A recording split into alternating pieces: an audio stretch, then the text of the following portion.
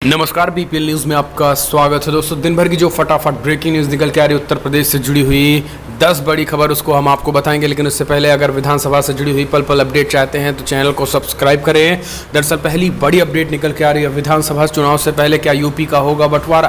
पूर्वांचल और बुंदेलखंड बनने के वायरल हुए मैसेज। यूपी में आजकल सियासी सरगर्मी तेज हो चुकी है। विधानसभा चुनाव के लिए सभी पार्टियों ने तैयारी शुरू कर दी है। भाजपा में बैठकों का दौर तेजी से चल रहा है। लगातार हो रही मीटिंग के बीच सरकार और गठबंधन में बदलाव की चर्चाओं ने जोर पकड़ लिया है।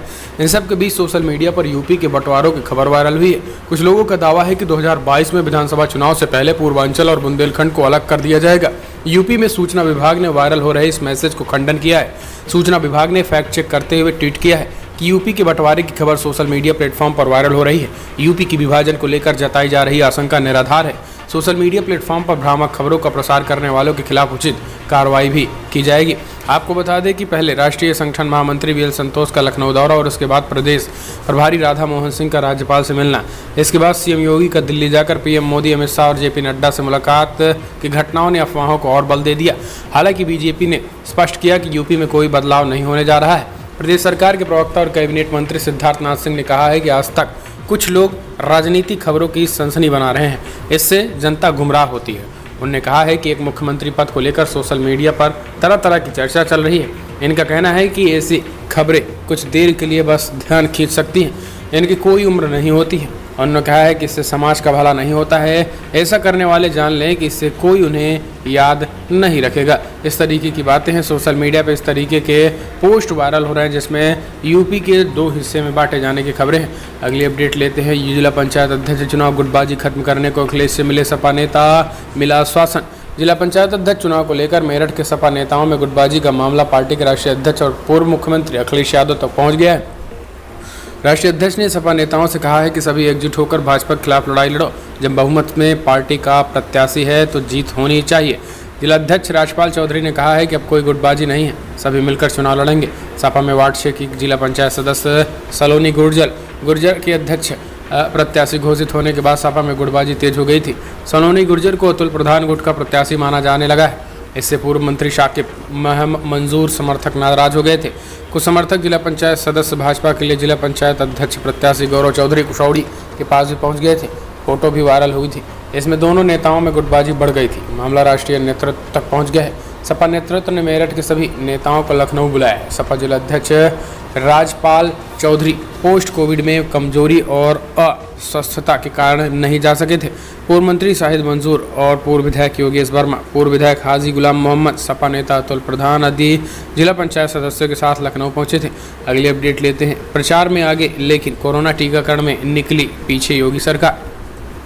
कोरोना के टीकाकरण को लेकर यूपी की योगी आदित्यनाथ सरकार बड़े बड़े दावे करने में पीछे नहीं है, लेकिन उनके ये दावे जमीनी हकीकत से बेहद दूर हैं। भारत में टीकाकरण शुरू हुए 144 दिन हो चुके हैं, जबकि 18 से 45 साल वालों का टीकाकरण 1 जून से शुरू हो गया है।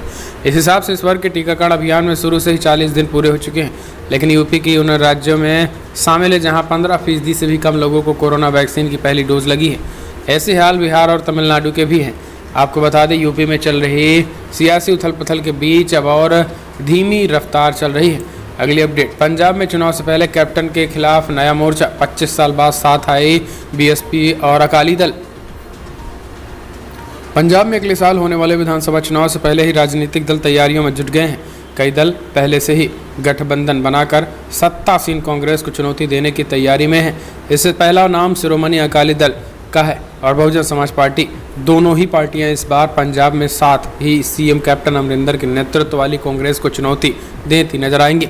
इस फैसले को ऐलान करते हुए अकाली दल के विधायक एनके शर्मा ने कहा है कि हम एक बार फिर से साथ आ रहे हैं और पंजाब के चुनाव में एक तरफा जीत हासिल करेंगे। माना जा रहा है कि नए गठबंधन के जरिए सुखबीर सिंह बादल के नेतृत्व वाली पार्टी उस पर खालीपन को भरने की कोशिश करेगी जो भाजपा से गठबंधन टूटने की वजह से कायम हो गया था। आपको बता दें कि करीब 25 साल पहले अकाली दल और बसपा ने 1996 के लोकसभा चुनाव के लिए हाथ मिलाया था। तब दोनों पार्टियों के गठबंधन ने पंजाब में 13 में से 11 सीटें कब्जाई थी और इनमें से 10 में से 8 पर अकाली दल और बसपा ने भी लड़ी थी। अगली अपडेट लेते हैं दोस्तों। लालू यादव को बिहार की राजनीति में वापस लाने की तैयारी। तेजस्वी ने बताया समय और देश की मांग। आरजेडी के राष्ट्रीय अध्यक्ष लालू प्रसाद के 74वें जन्मदिन को शुक्रवार को सामाजिक न्याय सद्भावना दिवस के रूप में मनाया गया। इस अवसर पर उनके परिवार के लोग और उनके साथ भी रहे। लालू को जेल से रिहा होने के बाद अपनी बड़ी बेटी मीसा भारती के दिल्ली स्थित आवास में रह रहे हैं। उनकी सेहत को देखते हुए फिलहाल परिजनों ने यह फैसला लिया है। वहीं जन्मदिन की खुशियां मनाने उनकी पत्नी राबड़ी देवी व तेजस्वी यादव अन्य परिजनों के साथ दिल्ली में भी हैं। दरअसल लालू प्रसाद यादव के जन्मदिन पर दिल्ली पहुंचे तेजस्वी यादव ने मीडिया से बातचीत की और इस दौरान उन्होंने अपने पिता की सेहत और राजनीति को लेकर अपनी बात कही है। एक सवाल का जवाब देते हुए तेजस्वी ने कहा है कि फिलहाल उनकी सेहत को देखते हुए हम लोगों ने अधिक रिस्क नहीं लिया है, केवल परिवार के कुछ लोगों से ही उन्होंने मुलाकात की है। तेजस्वी ने कहा है कि लालू जी गरीबों के मसीहा है। अगली अपडेट लेते हैं। प्रतापगढ़ के लोगों ने बनवाया कोरोना माता का मंदिर, प्रशासन ने हटवाया। यूपी के प्रतापगढ़ में लोगों द्वारा स्थापित की गई कोरोना माता की मूर्ति आधी रात ढहा दी गई। सुबह जानकारी होने पर गांव के लोगों की मौके पर भीड़ जुट गई। मंदिर स्थापित करने वालों ने पुलिस पर आरोप लगाते हुए इसे गलत बताया और कोर्ट में जाने की बात कही। सांगीपुर थाना क्षेत्र के पूरी जूही सुकुलपुर गाँव के लोकेश श्रीवास्तव ने घर से दूर पर कोरोना मूर्ति स्थापित की थी। हफ्ते भर पहले इसका उद्घाटन किया गया था और इसके बाद यहाँ सुबह शाम ग्रामीणों का आना जाना लगा था। गांव में इस मंदिर की काफ़ी चर्चा थी। शुक्रवार रात मूर्ति को जेसीबी से ढहा दिया गया। सुबह जानकारी होने पर गांव के लोगों की भीड़ जुट गई और मंदिर को ढहाने को लेकर तरह तरह की अफवाहें होने लगी। हालांकि पुलिस प्रशासन ने एक लोगों को उठा भी लिया है। अगली अपडेट लेते हैं दोस्तों। मुकुल राय के बाद एक सांसद और 3 विधायक भी छोड़ सकते हैं बीजेपी, टीएमसी में होगी वापसी। पश्चिम बंगाल में शुक्रवार को बीजेपी को बड़ा झटका लगा। मुकुल राय बीजेपी छोड़कर एक बार फिर से ममता बनर्जी की पार्टी टीएमसी में शामिल हो गए हैं। लेकिन ये बात यहीं नहीं रुकी है। कहा जा रहा है कि फिलहाल कई और बीजेपी के नेता भी पार्टी टीएमसी में शामिल हो सकते हैं। इस बात को बल तब मिला जब बंगाल बीजेपी अध्यक्ष दिलीप घोष की बुलाई बैठक में पार्टी के सांसद शांतनु ठाकुर और 3 अन्य सदस्य विधायक नहीं पहुंचे थे। दरअसल बीजेपी सांसद शांतनु ठाकुर और 3 अन्य विधायक शुक्रवार को बंगाल बीजेपी अध्यक्ष की जिला संगठनात्मक बैठक से दूर रहे, जिससे बीजेपी से दल बदल की संभावनाओं को अटकलें तेज हो गई हैं। ये घटनाक्रम उस दिन हुआ जब पार्टी के राष्ट्रीय अध्यक्ष मुकुल राय ने टीएमसी में वापसी ली थी। आपको बता दें, प्रभावशाली मतुआ समुदाय के एक प्रमुख सदस्य सांसद शांतनु ठाकुर विधानसभा चुनाव से पहले ही बंगाल में सीएए कानून को लागू करने के लिए बीजेपी के रुख से असंतुष्ट हैं। बंगाल बीजेपी अध्यक्ष दिलीप घोष की बैठक में शामिल नहीं होने वाले पार्टी 3 विधायक विश्वजीत दास, अशोक कर्तिनिया और सुब्रत ठाकुर भी हैं। अगली अपडेट लेते हैं दोस्तों। पेट्रोल और डीजल के बढ़ते दामों पर प्रियंका गांधी ने केंद्र सरकार से पूछा सवाल, आखिर क्यों सरकार जनता को लूट रही है। दरअसल लगातार पेट्रोल और डीजल के दामों में हो रही बढ़ोतरी को लेकर कांग्रेस महासचिव यूपी प्रभारी प्रियंका गांधी ने केंद्र की नरेंद्र मोदी सरकार से सवाल पूछा है। प्रियंका गांधी ने पूछा है कि आखिर क्यों सरकार जनता को लूट रही है। दरअसल शुक्रवार को तेल कंपनियों ने एक बार फिर से पेट्रोल और डीजल के दामों बढ़ा दिए और पेट्रोल 29 पैसे और डीजल 28 पैसे प्रति रुपये महंगे हो गए थे।